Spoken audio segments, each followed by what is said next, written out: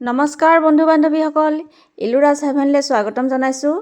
আহক আজি আমি 2 নং গোলাইত অনুষ্ঠিত হোৱা VHNDলৈ যাওঁ। তাত আমি VHNDত কি কাম কৰোঁ, কি এক্টিভিটিছ আমাৰ হয় আৰু কেনেকুৱা ধৰণৰ হয় আমি গোটেইখিনি দেখুৱাম। আহক যাওঁ। নমস্কাৰ, মোক চিনি পাইছা তোমালোকে? পাইছা নাই? মই তোমালোকৰ আশা ছুপাৰভাইজাৰ হয়নে? আগতে লগ পাইছোঁ নহয়। মই বেছি সময় নলওঁ। আজি যিহেতু VHND, তোমালোকৰ মাত্ৰ দুটামান কথা মই কম দেই। মেলেৰিয়া কিহৰ পৰা হয় জানা? কোনোবাই জানা নি মেলেৰিয়া কিহৰ পৰা হয়? মেলেৰিয়া এবিধ মহৰ পৰা হয়। সেইটো হ'ল এনফিলিছ, মাইকী এনফিলিছ মহৰ পৰা হয়। আৰু সেই মাইকী এনফিলিছ মহটোৱে কি কৰে? বাহক হিচাপে কাম কৰে। মহটোৱে যদি আক্ৰান্ত মানুহক, মানে যাৰ মেলেৰিয়া হৈ আছে তেনেকুৱা মানুহক যদি কামুৰি পিনে যদি আকৌ ভাল মানুহক যদি কামুৰি দিয়ে, তেতিয়া মানুহজনৰ তেতিয়া মেলেৰিয়া হয়। আৰু মেলেৰিয়াটো কি হয়? এই মহটোৱে যে কামুৰিলে, মহটোৱে কামোৰা দিনাখনৰ পৰা মেলেৰিয়া বেমাৰটো নহয় আমাৰ বডিত। তাৰমানে কামোৰৰ পৰা 8ৰ পৰা 10 দিনৰ ভিতৰত লক্ষণবিলাক দেখা দিয়ে। লক্ষণবিলাক কি জানা? মেলেৰিয়া হলে কেনেকুৱা কি হয়? মেলেৰিয়া হলে মানে জ্বৰ হ'ব। একটো প্ৰথম জ্বৰ উঠিব, সাংঘাতিক মূৰৰ বিষ হ'ব। আৰু জ্বৰটো কেনেকুৱা হ'ব? এনে জেনেৰেল যিটো জ্বৰ সেনেকুৱা জ্বৰ নহয়। জ্বৰটো উঠিব একদম মানে কঁপি জ্বৰ উঠিব, ঠাণ্ডা লাগিব।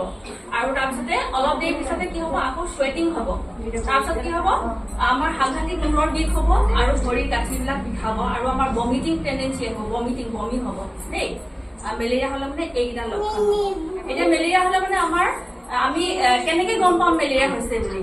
এতিয়া আমি হস্পিটেলত যাব লাগিব। যদি আমাৰ তেনেকুৱা লক্ষণ দেখা দিয়ে তেতিয়া আমি হস্পিটেলত যাব লাগিব বা আশা বাইদেউক খবৰ দিব লাগিব। আশা বাইদেউ কি হৈছে? তোমালোকৰ শ্লাইড এটা ল'ব বা আশা বাইদেউৰ ওচৰত RDK বুলি এটা কিট থাকে, সেইটো মানে লগালগ গম পায়। সেই RDK কিটটোত বাইদেউ মানে লগালগ তোমালোকক টেষ্ট কৰিব আৰু লগালগ গম পাই যাব আৰু যে শ্লাইডটো ল'ব যে, যদিও RDK নোলায় তেতিয়াহ'লে শ্লাইডত মানে তোমালোকে এই বাইদেউ লেবৰেটৰীত জমা দিব আৰু সেই লেবৰেটৰীত আপোনালোকৰ সেই টেষ্টিঙৰ পৰা মেলেৰিয়া হৈছে নেকি মানে ধৰা পৰিব। তাৰপিছতে নহ'বৰ কাৰণে আমি প্ৰটেকশ্যন কি ল'ম? নহ'বৰ কাৰণে হয় নাই? আমাৰ কি আমি বেমাৰটো হোৱাতকে আগতে আমি নহ'বলৈ প্ৰটেকশ্যন লোৱাটো বেষ্ট হয় নাই? ভাল। তেতিয়া আমি কি কৰিব লাগিব? প্ৰথমটো আমি আমাৰ ঘৰৰ চাৰিওপাশটো মানে চৌপাশটো আমি কি কৰিব লাগিব? সেইখিনি চফা কৰি ৰাখিব লাগিব যাতে বংশ বৃদ্ধি নকৰে। মানে বংশ বৃদ্ধি হলেহে আমাৰ আকৌ মহে আক্ৰমণ কৰিব হয় নাই? কামুৰিব পাৰিব। যদি মহটোৱে নাথাকে তেতিয়াহ'লে মেলেৰিয়া হোৱাৰ কোনো ভয়ে নাথাকে হয় নে?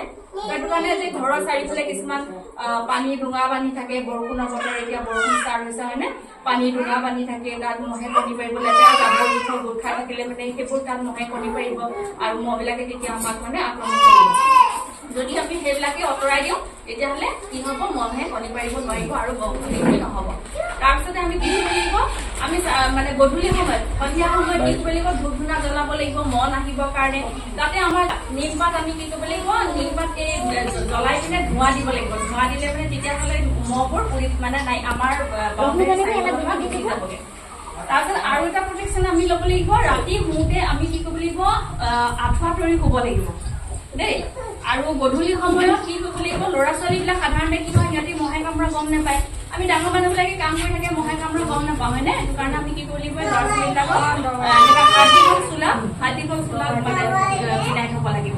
তাৰপিছত তোমাৰ আমি যে ক'লো ৰাতি আঁঠুৱা তৰি শুবলৈ, আঁঠুৱা তৰি হোৱাৰ মেলেৰিয়া মহটোৱে আমাক সৰ্বাধিক কেতিয়া কামোৰে জানা? সেই ৰাতি আমি ভাত খাই যেতিয়া শুবৰ সময়ত মেলেৰিয়া মহটোৱে তেতিয়াহে আমাক কামোৰে। বহুতেই নহয়, মানুহে যেতিয়া ভাতৰ উমনি মাৰে তেতিয়া কি কৰে? সেই মহটো আহিব, আহি পিনে গম পায় মানুহ শুইছে, তেতিয়া সেইখিনি সময়তে আহি পিনে কি কৰে? সি মানুহক কামুৰি দিয়ে। মানুহ টোপনি গৈ থাকে তেতিয়া মানুহক কামুৰি দিয়ে। তেতিয়া আমি যদি আঁঠুৱাখন যদি লগাই থওঁ, মানে ঔষধযুক্ত আঁঠুৱা দেই, আমাৰ চৰকাৰে কি কৰিছে? কিছুমান ঔষধ দিয়ে, সেই ঔষধটো আমি কি আঁঠুৱাখন যদি জুবিয়াই পিনে আমি ধুই থৈ দিওঁ নহয়, সেই আঁঠুৱাখন 6 মাহলৈকে ধুব নালাগে। এয়া আছিলে মোৰ মেলেৰিয়াৰ ওপৰত ক'বলগীয়া কথা। আশা কৰোঁ আপোনালোকে বুজি পালে আৰু মই যি ধৰণে ক'লোঁ আপোনালোকে তেনেধৰণেই মানি চলিব। তেতিয়া আমি মেলেৰিয়াৰ পৰা বাচি থাকিব পাৰিম। আৰু সকলোকে ধন্যবাদ জনালোঁ আপোনালোকে ইমান ধৈৰ্যৰে কেঁচুৱা লৈ পিনে মোৰ কথাকেইটা শুনাৰ বাবে। এতিয়া আমি এটি শিশুক কেনেকৈ ওজন কৰোঁ চাওঁ। যদিহে শিশুৰ ওজন কৰা মেচিন নাথাকে, প্ৰথমতে মাক আৰু বাচ্ছাটোক লৈ পিনে ওজনটো লওঁ। তাৰপিছত আকৌ বাচ্ছাটো থোৱাৰ পিছতে মাকজনীক ওজনটো কৰি আমি এতিয়া মাইনাছ কৰি ওজনটো উলিয়াই লওঁ। 3 মাহ হৈছে ন? 4 মাহ হৈছে। 4 মাহ 6 কেজি 700 গ্ৰাম। খুব ধুনীয়া হৈছে, ৱেইটটো ভাল হৈছে। তুমি বাচ্ছাটোক কিবা বেলেগ খাদ্য দিছা নেকি? নাই দিয়া। আচ্ছা, পানী খুৱাইছা নেকি? পানী নাই খোৱা। কিবা মৌজোল একো নাই দিয়া, অকল মাকৰ গাখীৰ। যেতিয়ালৈকে 6 মাহ নহয় তেতিয়ালৈকে তুমি তাক অকল তোমাৰ গাখীৰে দিবা দেই। তাক পানীৰ প্ৰয়োজন নাই, মানে তোমাৰ গাখীৰত তাক যিখিনি পানী দৰকাৰ সেইখিনি তোমাৰ গাখীৰতে পায়। আৰু যদিহে তুমি তাক পানী এক্সট্ৰা পানী খুৱাই দিয়া, তেতিয়া কি হ'ব জানা নাই? সেই তোমাৰ গাখীৰটো কম খাব, আৰু সেই যে কমকৈ খাব তেতিয়া পুষ্টিটো কমি যাব তাৰ মানে তোমাৰ গাখীৰত যিমানখিনি পুষ্টি পাব লাগে সি তাৰ কাৰণে চাফিচিয়েণ্ট। সেইকাৰণে তুমি কি কৰিবা, 6 মাহলৈকে অকল তোমাৰ গাখীৰে খুৱাবা, ঠিক আছে? এতিয়া এইটো হ'ল লিকুইড আইৰণ, আৰু আমি এইটো 6 মাহৰ পৰা 6 বছৰ শিশুক দিব লাগিব। আৰু দিওঁতে আমি ডেটটো এনেদৰে লিখি দি পঠিয়াব লাগিব।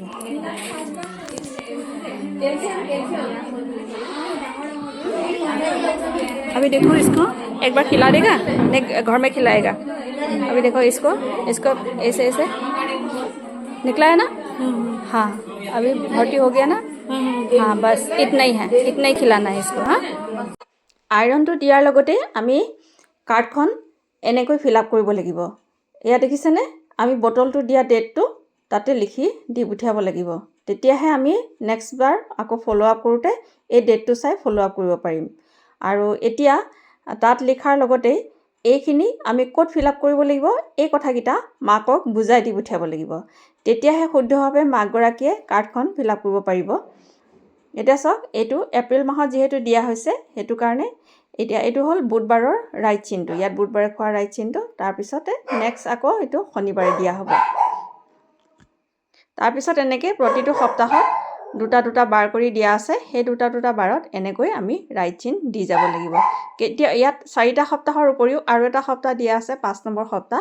এইটো 5 নম্বৰ সপ্তাহটো দৰকাৰ হ'লেহে দিয়া হ'ব।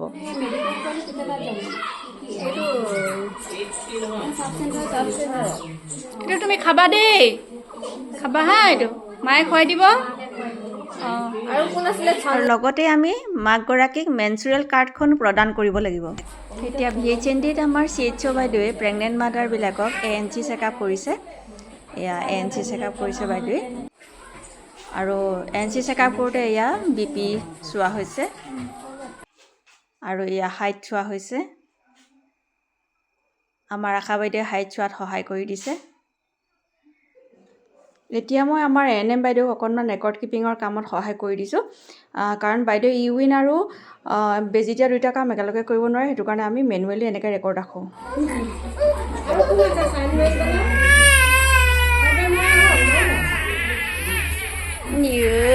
মুখখন গোটেইখন মেলিলেহি। আমাৰ টি টাইম। এয়া দৰ্শনে একদম গোটা ৰসগোল্লা মুখত ভৰাইছে, আৰু গোটেই চানাখিনি অকলে অকলে লৈ লৈছে। এয়া আমি কিহৰ মিঠাই খাইছো দৰ্শন গম পোৱা? এই যে আপাজনী দেখিছা, এই আপাজনী ছোৱালীজনী মেট্ৰিক পৰীক্ষাত 1st ডিভিজন আৰু 2টা লেটাৰ লৈ পাছ কৰিলে। সেইকাৰণে আমাক ইমান ডাঙৰ ৰসগোল্লা খুৱাইছে দেই। থেংক ইউ কৈ দিয়া। Thank U.